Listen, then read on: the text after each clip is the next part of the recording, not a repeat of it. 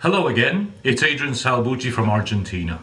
I'm proud to be part of a team of citizens of Argentines, US citizens, Canadians and British citizens and elsewhere who are presently working together to create a workable and concrete strategy that will help to combat the catastrophic effects of the global power elite's war on freedom that they are waging against all of us.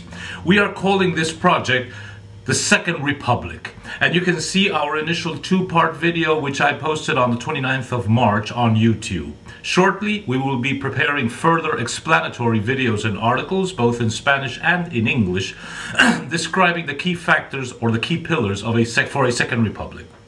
Please bear with us. We're doing all we can with limited time and resources that we presently have. But first, I'd like to thank the thousands of messages that you have been sending me and other freedom warriors over the email. The fight against the global power elite is definitely on. We are on the move. I notice, however, that some of you sound rather pessimistic. I know, at times it seems like all is lost, we're beaten, nothing we can do. The key question is, has the global enemy become far too strong? Are we far too weak? My answer is yes and no. Yes, the global power elite is very strong, but no, they're not that strong.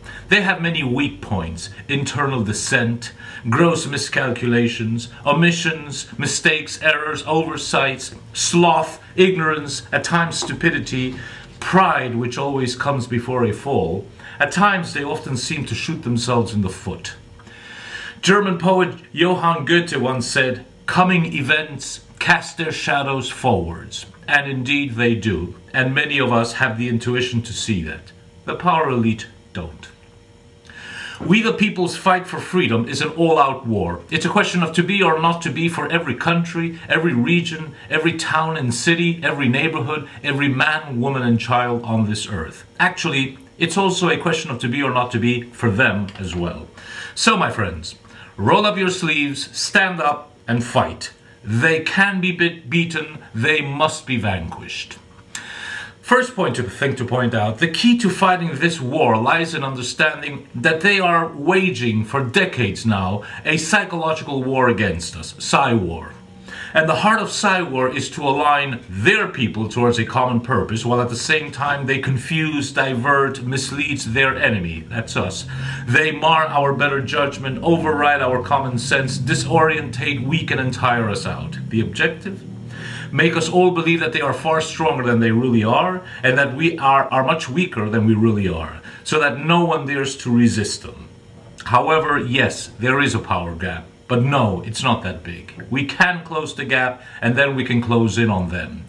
You see, they're a tiny, tiny minority wielding huge amounts of highly concentrated and aligned power. Like a sharp laser beam, they can burn through anything and anyone, anywhere and at any time they wish. We, on the contrary, are a huge majority wielding a vast amount of highly diluted, misaligned, haphazard power. We are like untold hundreds of millions of little flashlights pointing every which way. The final result? We're just a diffuse, unclear glow. They are a high-power, sharp, very focused, deadly laser beam. So the strategy is we need to align, we need to come together, organize, team up. Like the tiny domains in a magnet, once they become magnetized by an invisible field, it becomes very powerful. Today, Second Republic is that magnetic field, an idea whose time has come. We need to think with our own minds and not with theirs. We need to break through their news speak and understand that there is no democracy, there is no law, there is no freedom, there are no free markets. They don't want peace. They're dead set against your life, liberty, and the pursuit of happiness. That's why they demolish education, culture, and values. They want and need to have total control over you. They need you to be and stay stupid. They need you to be passive, that you willingly work for them and against your own interests. So, we must break their stranglehold. Let's make them start doubting that they can ever win and impose a world government upon all of us. So our message to the New World Order power elite is, soon we'll be coming after you. You've done us too much harm. We will not forgive. We will not forget. We're not taking this anymore. More and more of us, the world over, now understand what the problem is all about. We are discovering that what the real threats and opportunities are, how to minimize the former and take full advantage of the latter. We are starting to understand what our strengths and weaknesses are, and just as important, what their weaknesses are. Because every weakness that we identify in the global power elite becomes automatically a strength for us. Don't let them fool you that big and powerful are always the best. I'll give you an example. Two enemies are locked up in a small room. One has a high-power 125mm anti-aircraft gun. The other has a 9mm pistol. Who's stronger? The former may have a lot more firepower, but whilst he is trying to aim, the guy with the pistol will have shot him 10 times over. So flexibility, speed, surprise, and creativity are also power. Big is not always best, and much less beautiful. Often big is just clumsy, wasteful. Remember David and Goliath. And another point. What's the rush? Where's the fire? The global power elite are, if they're so damn powerful and have everything so completely under their control, as they would have us believe, then why are they so hysterically rushing everything? Why the roller coaster financial collapses and crises? Why the sloppy invasion of entire countries? Why the bullying against Iran? Why the Holocaust mongering and bigoted inflexibility? Why the hiding of 9/11 truth and London 7 July 2005 truth and the Buenos Aires Jewish Mutual Association AMIA bombings? Why the hysterical name calling? As we the people awaken to the truth, we are automatically branded by them conspiracy theorists, undemocratic, fundamentalists, anti-Semites, Holocaust deniers, and their favorite of all times, terrorists. I mean, if we are so puny, then why worry so much about us? Or maybe we're not so puny, and maybe they might be the biggest boy on the block, but you know something, that big brother, that big boy on the block might end up just being a sissy and a coward. I believe time is running out for the global power elite, and they know it. Their window of opportunity started closing and will irreversibly slam shut in the next 3 to 5 years. They know if they do not achieve world government now, then it will all be downhill, downhill, and downhill for them. That's why it is so important to resist. Time is on our side, not on theirs. That's their weak point. Never let yourself be guided nor terrorized by what things appear to be. Rather, first make sure you understand what they really are like.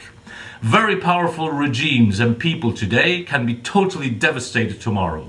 Remember the Soviet Union and Nikita Khrushchev bagging his shoe at the UN saying, "We will bury you"? Remember mutually assured destruction? Remember Richard Nixon? Remember New York Governor Eliot Spitzer? Remember Hank Greenberg of AIG fame? Remember Bernie Madoff, Enron, WorldCom, Jimmy Swaggart, the Lehman Brothers Bank, the Argentine generals of 1976, Donald Rumsfeld, China's Great Cultural Revolution? Does anybody remember communism? The Berlin Wall? Pride does come before a fall. Today, the global power elite are very cocky and proud of their CFR think tanks, their Bilderberg hush-hush elite meetings, their false flag events, A-bombs, fighter jets, Mossad, CIA, and MI6 hitmen, Israeli warmongers, Rockefellers, Goldman Sachs, Rothschilds, megacorporations, and gigabanks. But don't let yourself be fooled. The global power elite are terrified of us.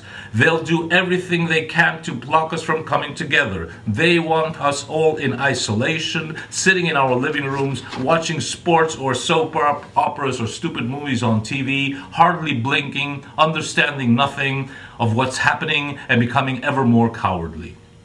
So the key is to understand, which is very different from being informed by the global media. Excuse my French, but when the power elite pisses on our heads, the New York Times and the global mainstream media everywhere will just shout, "Hey, it rained today." So what do you say? Stay home depressed, sad, in anguish and despair, or let's beat the hell out of these SOBs whilst we still have time? First step, understand, awaken, alert, awaken others, work. Second step, we must take our countries back. The way to do that is by founding a second republic. Please watch my Second Republic Project videos on YouTube. It's a starting point towards a second declaration of independence for all peoples the world over.